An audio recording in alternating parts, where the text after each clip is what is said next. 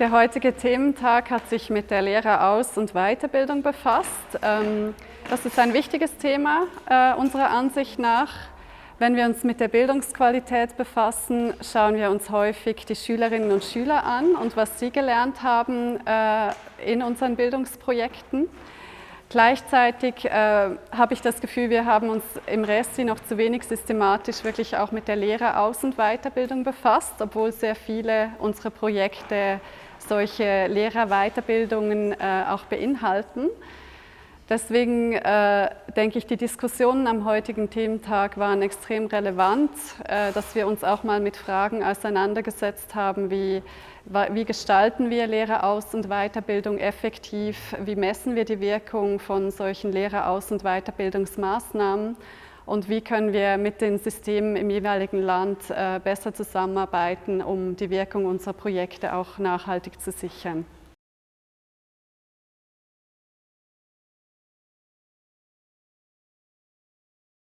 Ja, die Förderung einer Bildung in guter Qualität ist ja eines der Ziele der Agenda 2030 und die Lehreraus- und Weiterbildung ist eine wichtige Voraussetzung hierfür.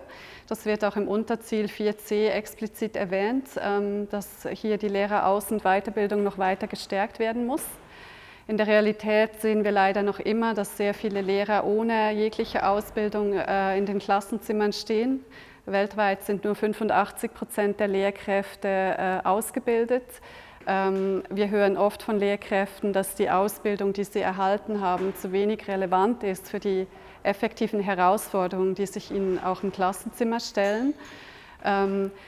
Wir haben dadurch eine große Anzahl Schülerinnen und Schüler, die jedes Jahr die Primarschulen verlassen, ohne richtig lesen und rechnen zu können, geschweige denn ohne angemessen auf die Herausforderungen vorbereitet zu sein, die sich in ihrem späteren Leben stellen. Und hier sind natürlich in erster Linie die Regierungen und Staaten gefordert, die ja als öffentliche Hand die Hauptverantwortung tragen, auch für die Bildung und die Ausbildung der Lehrkräfte. Wir können sie aber als NGOs und internationale Zusammenarbeit in einigen Bereichen relevant unterstützen, zum Beispiel mit unseren Erfahrungen, wenn es darum geht, wie man besser mit Diversität im Klassenzimmer umgeht, wie man auch marginalisierte Gruppen besser integrieren kann in den Unterricht, aber nicht zuletzt auch Fragen methodisch, also wie kann der Unterricht partizipativer, kinderfreundlicher gestaltet werden, sodass auch die Lernergebnisse der Schüler am Schluss stimmen. Ich denke, hier haben wir als Akteure der internationalen Zusammenarbeit eine wichtige Rolle, natürlich immer in Zusammenarbeit mit den staatlichen Systemen. Und das war auch sehr spannend heute zu sehen am Thementag, die Diskussionen, die es gab zu dieser Rolle von uns und wie wir noch effektiver mit Partnern vor Ort zusammenarbeiten können, um die Bildung nachhaltig qualitativ zu fördern. En fait, les participants à la journée thématique ont travaillé sur 6 recommandations qui donnent des orientations générales et s'appliquent à des niveaux différents du système éducatif. La première de ces recommandations insiste sur la nécessité que les programmes de formation soient contextualisés et répondent aux besoins individuels des enseignants, mais aussi à ceux des apprenants, bien entendu. Et la deuxième recommandation se focalise sur l'importance de planifier ces programmes à long terme et d'utiliser des méthodes pédagogiques qui soient diversifiées et qui soient transférables dans les pratiques. La troisième recommandation souligne l'importance de travailler dans une approche, dans un esprit de co-construction, de co-élaboration et de co-évaluation des programmes avec les acteurs locaux.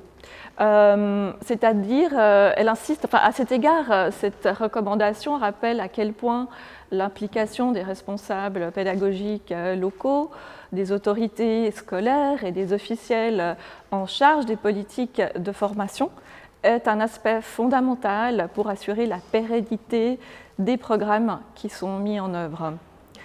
Il y a une quatrième recommandation aussi qui rappelle l'importance d'évaluer systématiquement la qualité de ces programmes.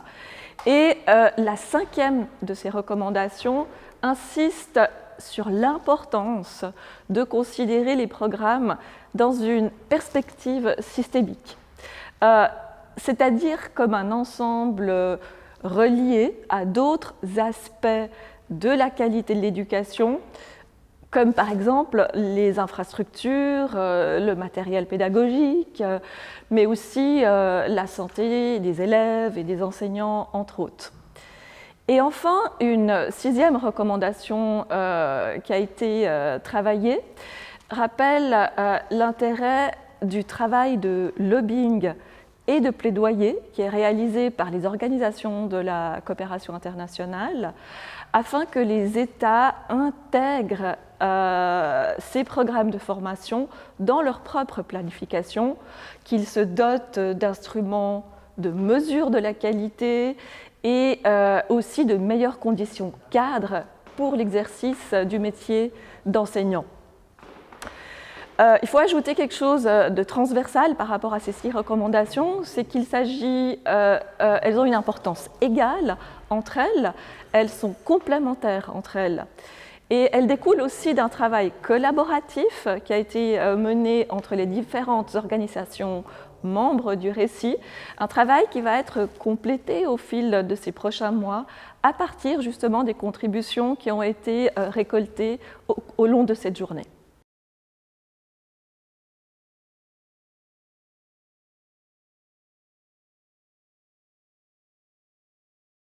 Les recommandations du récit s'adressent en priorité aux acteurs de la coopération internationale suisse qui contribuent à la formation initiale et continue des enseignants à travers leurs programmes et projets, ainsi qu'aux acteurs clés au niveau politique et stratégique. En effet, s'il incombe aux États d'assurer la formation des enseignants, le manque de ressources, de compétences, de volonté politique ou de gouvernance stable empêche parfois l'accomplissement de cette mission par les États.